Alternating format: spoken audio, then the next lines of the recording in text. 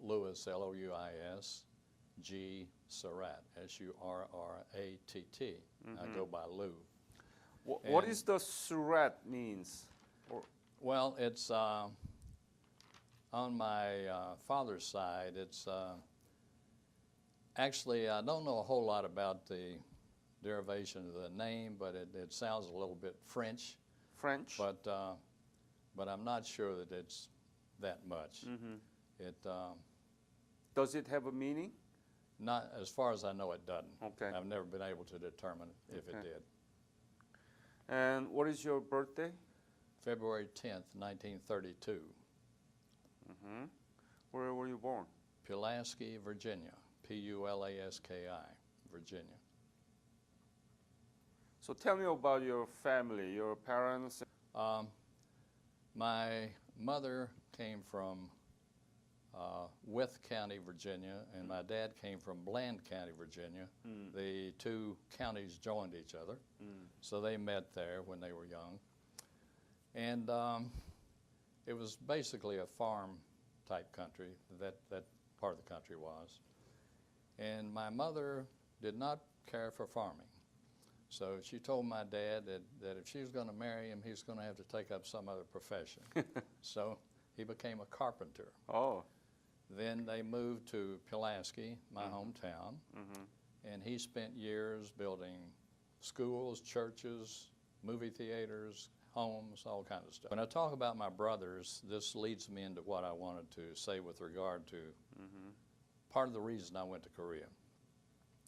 My oldest brother was one of the original U.S. Army Rangers, the Special Forces group, when they were formed under Major Darby, D-A-R-B-Y. There was even a movie, Darby's Rangers, made about them.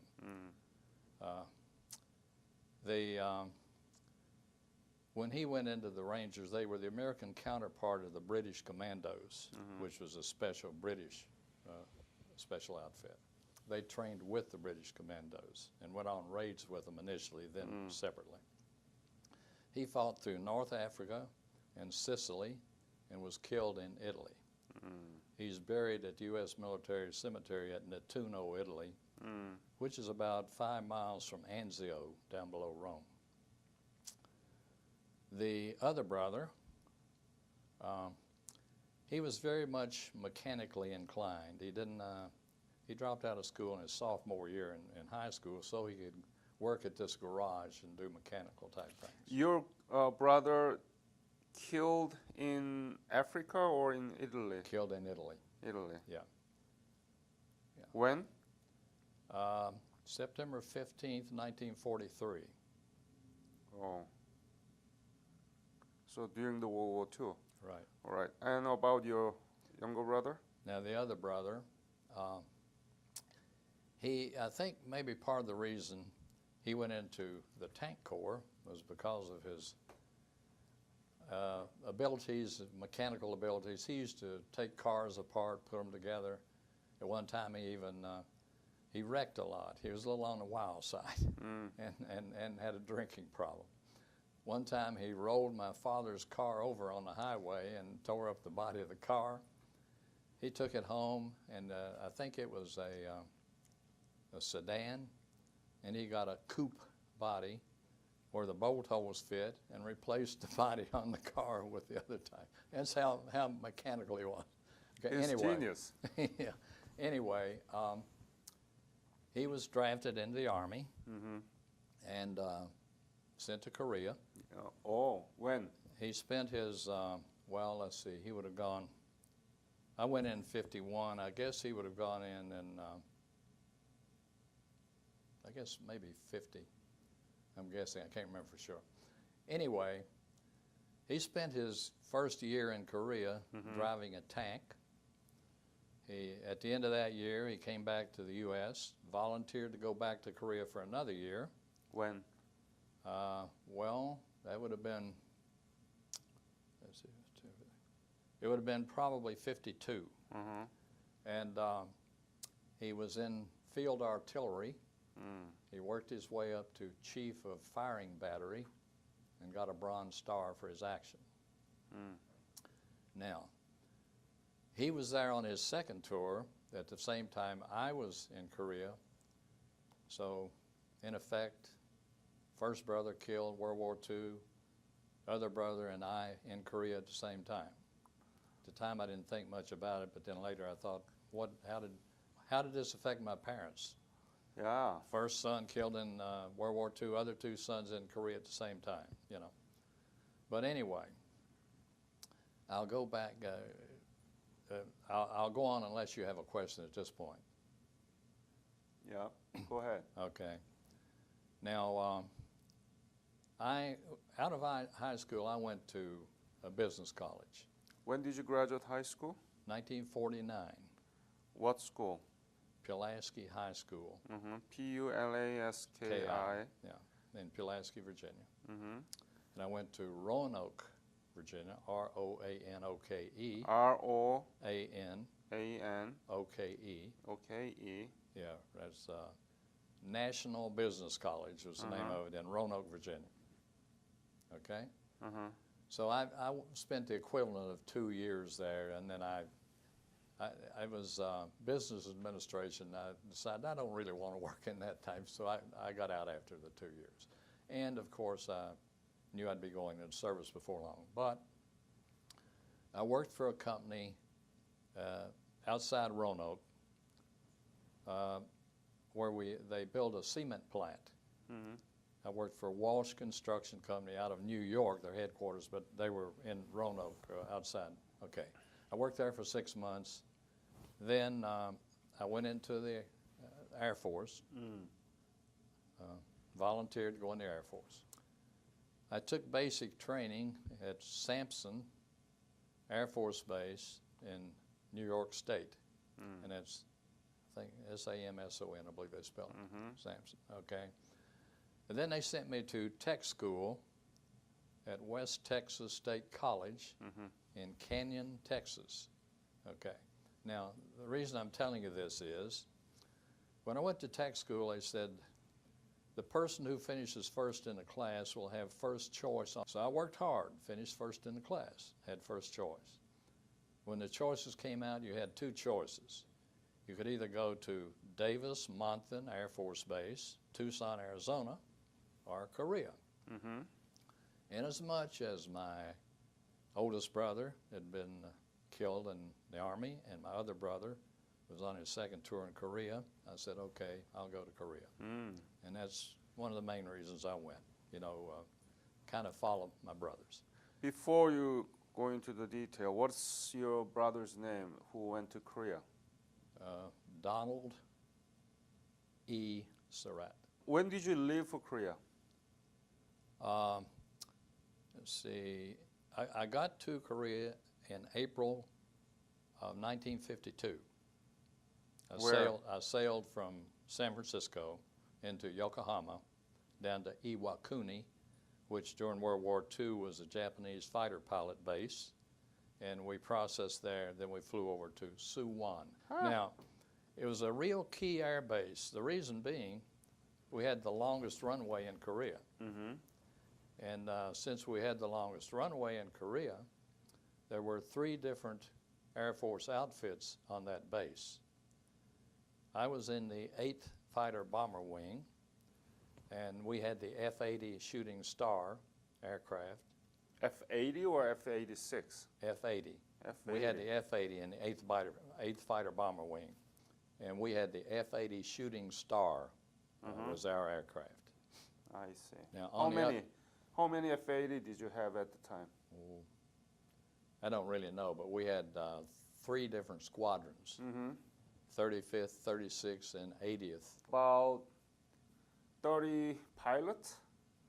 I'd say more than that. Each squadron probably had, I would imagine probably around 30 in each squadron. We had 3 different squadrons. So about 90? So possibly that, yeah. What was your mission? There were 3 different levels in our outfit. You had squadron level, group level, and wing level. Yeah. I was in wing personnel headquarters, okay? And my job was casualty reporting and awards and decorations. Now, I'm sorry, go ahead. How many casualties did you witness when you were there? What kind of? Okay. As a result of some things that happened in World War II, they determined in the Korean War, unless you had definite proof that somebody was killed, you listed them as missing. Mm-hmm. Then in a year, you'd have a review of status, and if it needed to be changed, you'd change it. So we had what we call KIA, killed in action, Yeah. MIA, missing in action, and there were other designations, breakdowns, but any type casualty we covered, whatever it was. Yeah. We had to make sure that circumstance letters went to the next of kin. We had to be sure that personal effects were gathered, by from their best friend being involved or the wingman or whatever, to make sure that took place. And how many KIA among the pilot? There was not many, right? Because North Korean Air Force was minimal, nominal. There were only Russians in the beginning, right? Well, supposedly in the start of the war you had North Korean pilots. Yeah. And then later in the war you had Chinese pilots and you had Russian pilots. Right. All right.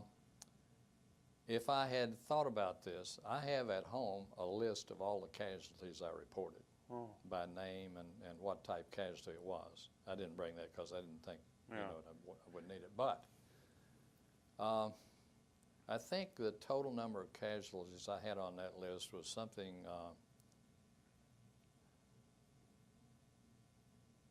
it was probably around 30. Around 30. And one thing about it, being at wing headquarters, I had to be involved in interviewing a lot of these pilots. So I got to know some of them pretty well. And after the first few that I got to know pretty well, I made it a point not to get to know them too well, because I'd be interviewing one of them, and next week I'd be working up a casualty report. Yeah. All right. But we had various casualties. And we had, to give you an idea of what I mean when I say we'd report them as missing, when it was pretty sure they were killed, we had a Lieutenant Spradling who was, if they flew 100 sorties, that being the pilot's part in a mission, a sortie, if they flew 100 sorties or were there for a year, they got to come home, whichever happened first.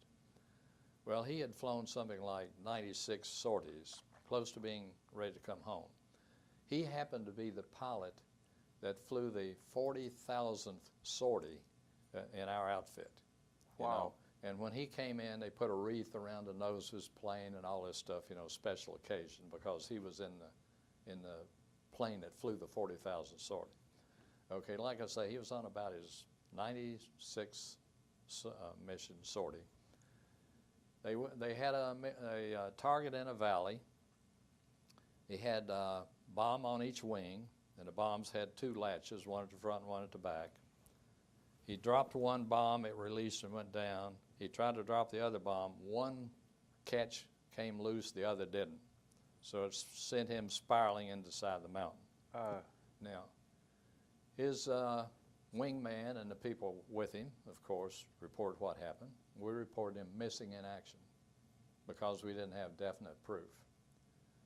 I'm going to tell you later about a Medal of Honor award that I helped process. But the reason I mention that now, the Medal of Honor winner was Major Charles Loring, L-O-R-I-N-G. In World War II, he was a fighter pilot. He was in, it was after D-Day. It was in Holland, flying real low over the hedgerows.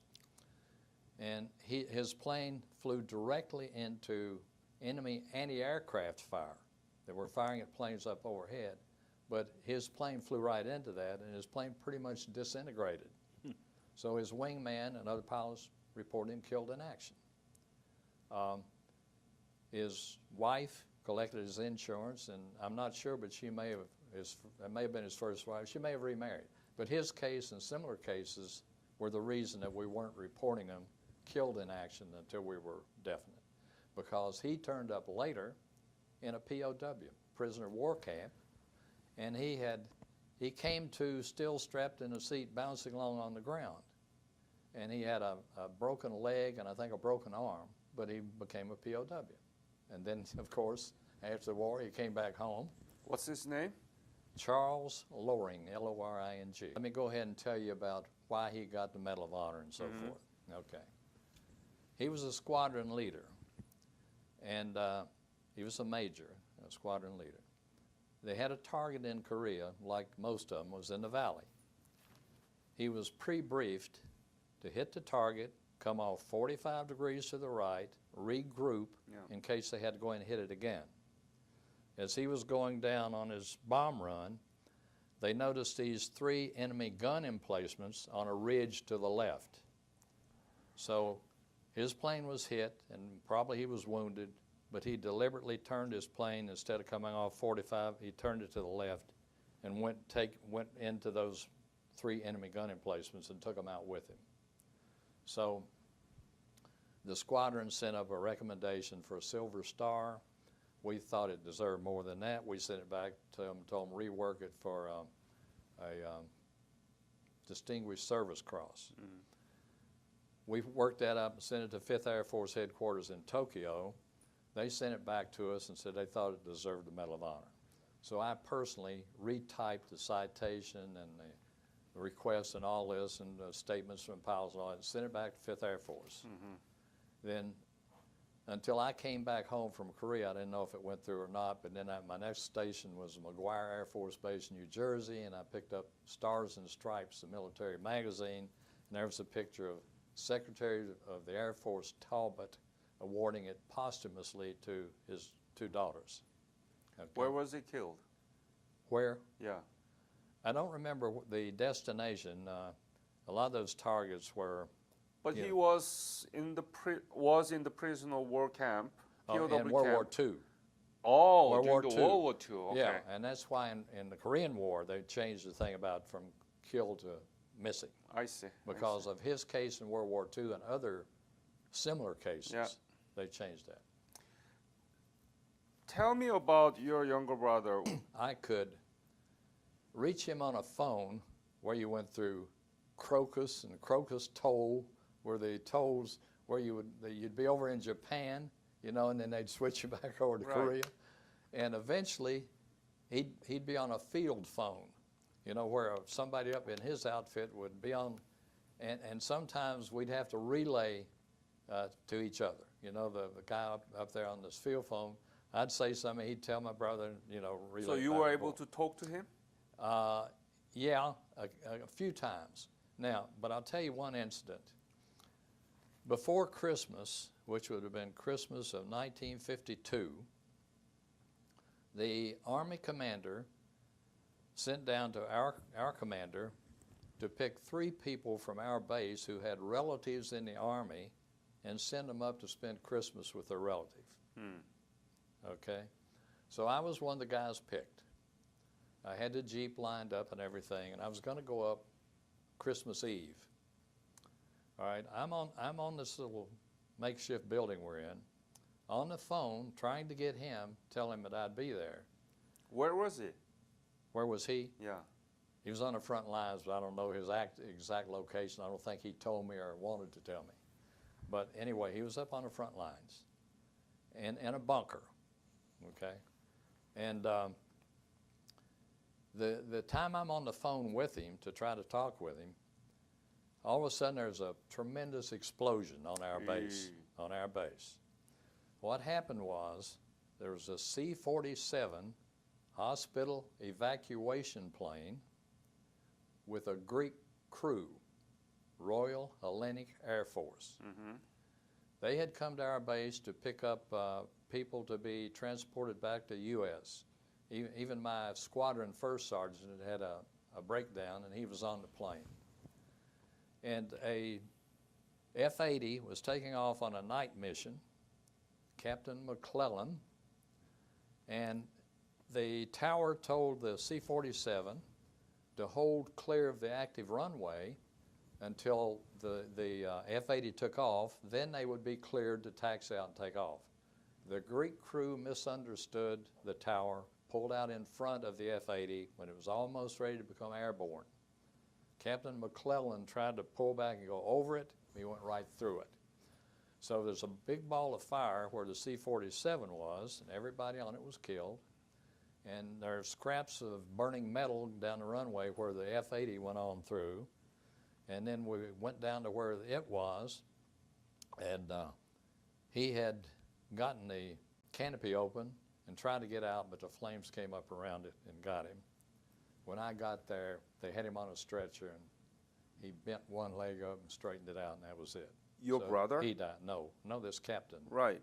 Captain McClellan. Right. What I'm happened? talking about on our base, see? Yeah. When I was supposed to go up and see my brother, why Yeah. I didn't go up. Oh. Yeah, see, this happened on the base. So being in casualty reporting, we had to go to work right away, you know, get all this information from the Greek crew, from their base, and things having to do with our people. So, so I didn't get to go up and see him. He told me later that he was glad I didn't come up because he said the communists like to attack our forces on holidays when they figured everybody would be drinking and all this. And he said they really got hit hard on Christmas Day, and he was glad I wasn't there. Okay. So when did Donald leave Korea? Let's see, I was there from April 52 to April 53. He probably when did you leave Korea? April of 53, 1953. He probably would have come back. He came back before I did because he was there on his second tour when I got there. So I think he would have probably come back maybe 3 months before I did, something like that. Oh, maybe January or something like that of 53. What happened to him after he returned from Korea? Like I say, he had a drinking problem. It got worse in Korea. I tried to get him to stay in because he was in the Army 3 years, had stripes taken twice for drinking. They called it being busted, twice for drinking. Still came out after 3 years as a master sergeant. That's how good he was, mechanical stuff and all that. He came back to Roanoke, Virginia, where I was living. Yeah. And by the way, I worked there in Roanoke Salem, next to Roanoke, for 38 and a half years with General Electric before I retired. But anyway, he came back to Roanoke and stayed with my wife and me for a while. Then he wound up going to Alexandria, Virginia, where he worked on diesel engines on boats on the Potomac River and did carpenter work and things there. He got mugged and murdered in an alley in Alexandria after all he'd been through in Korea. I'm sorry to hear that. Yeah. Your family has contributed a lot to Korea, and Let me tell you the good part. I have 3 sons. The timing was such that none of my 3 sons had to go to an army, to a war, or in the military. good. Was it dangerous to serve in the Suwon Air Base? No, we always thought we were going to be bombed because 3 outfits on the same base, we're going up bombing and strafing and shooting down MiGs. I didn't finish the other outfits on the base. On the other side of the field from the 8th Fighter Bomber Wing was the 51st Fighter Interceptor, F-86 Sabre jets. The 51st Fighter Interceptor Wing. And they had the F-86 Sabre jet.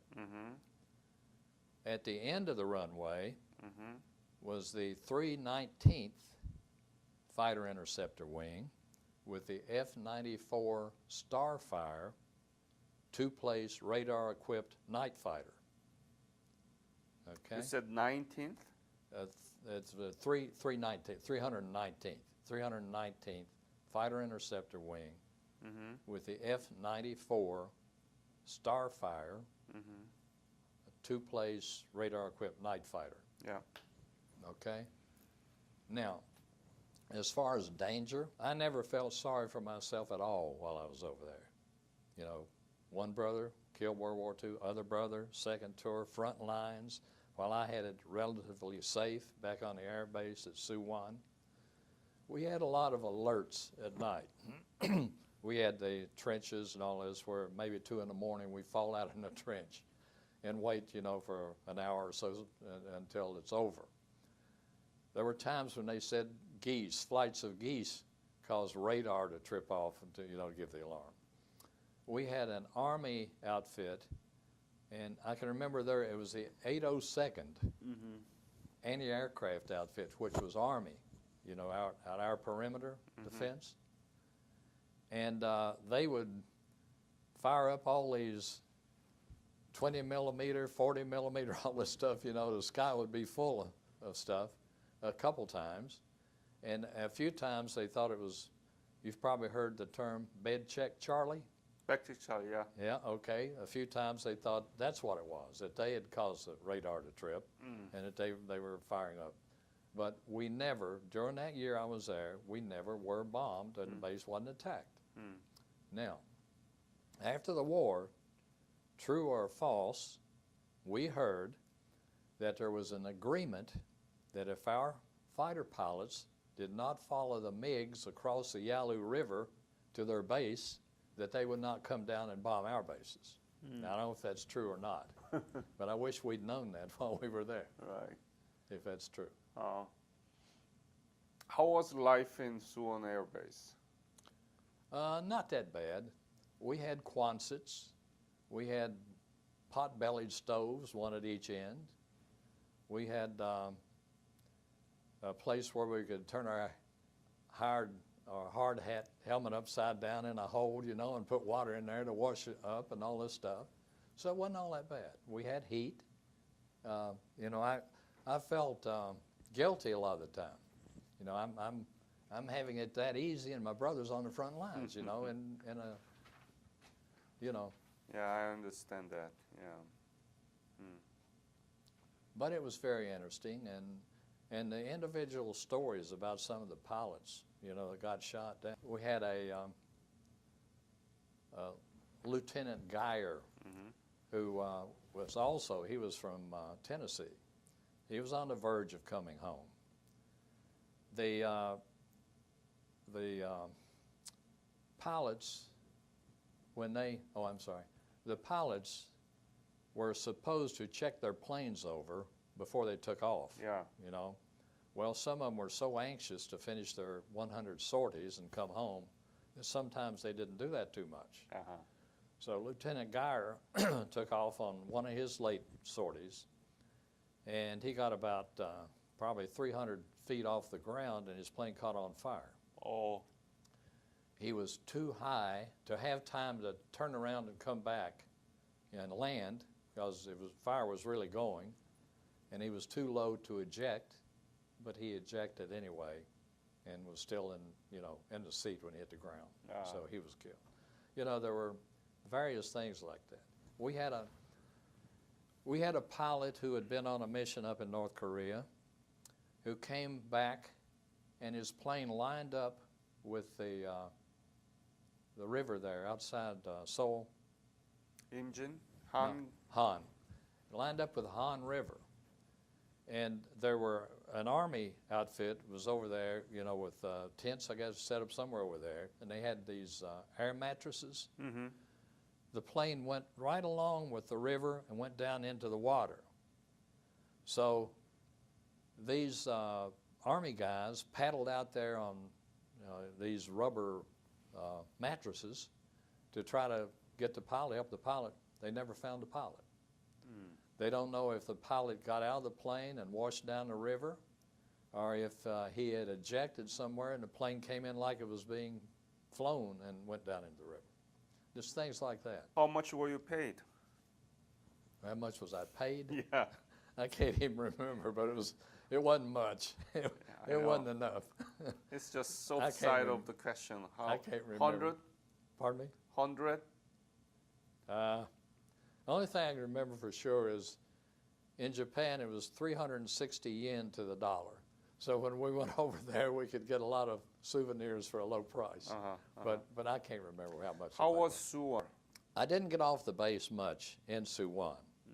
There were a friend and I drove a Jeep up to Seoul and went inside the Capitol building. I had pictures inside the Capitol building, and with holes like the big windows where they used to have glass when they had metal frames, The metal frames were wavy where flamethrowers had been used, when they fought up and down through there. But the people I met in Suwon were very nice. You just didn't meet very many people. You never knew who was a spy and who wasn't a spy. Right. Yeah. All right. We had a papa-san, who was the typical, the pipe, the hat they wore, typical papa-san. Had a tremendous sense of humor. I even went to the PX and bought things for him, They had a change in the pay scale where they made a little change that caused him to make a very small amount less than he'd been making. He took that as a reason to stop his job and leave. And when he did that, they thought, now why, when these people are trying real hard to get jobs here on the base, why would he quit for something that small? So they did another review on him, found he'd been a communist from the word go, and evidently he was a janitor. He had access to offices where they had charts and things on the walls and all this. So, the air police grabbed him, and there were different stories about what happened to him. One was that he was killed as soon as they got him off the base. Another was when you went on the road alongside the Han River, when you're going into Seoul, back over the bridge, you'd see bodies dangling under the bridge. Another one that he was probably one of those bodies. And the houseboys, real nice guys, but again, you never knew. I know one of them was caught at night when he was not supposed to be on the base. They caught him in there. They didn't know if he was spying or what. But that was one of the little inconveniences. Although, I see. Sure. You've no doubt heard of Hall of Fame baseball player Ted Williams. You haven't? Okay, he's one of the best known American baseball players in history. He was the last batter to have an average over 400 in 1 year. But anyway, he crash landed on the base I was on while I was there. Oh. He was a Marine pilot, and and he was flying a Marine Panther jet. But his plane, since we had the long runway, his plane got shot up, and he brought it back to our base and did a wheels up, belly slide in landing. He wasn't injured. It was a real good deal. But there's in the news a lot since he was such a well-known celebrity. Have you been back to Korea? No. It would be very interesting to go back. Oh, yeah. But I don't know if I'd be able to. If you go back to Suwon, you will not recognize. I've been very impressed with what the Korean people have done to the country since we were. And I've met so many people from South Korea who have shown me and other people gratitude in so many ways that we certainly appreciate that. Any other message you want to leave to this interview? Well, I guess other than what I just said, that we, as Korean War veterans, certainly appreciate what the people in Korea have been able to do since we were there, and we certainly appreciate the gratitude that the South Korean people have shown toward us. And we feel that everything worked out much better than anything we would have thought at all when we left Korea to come home.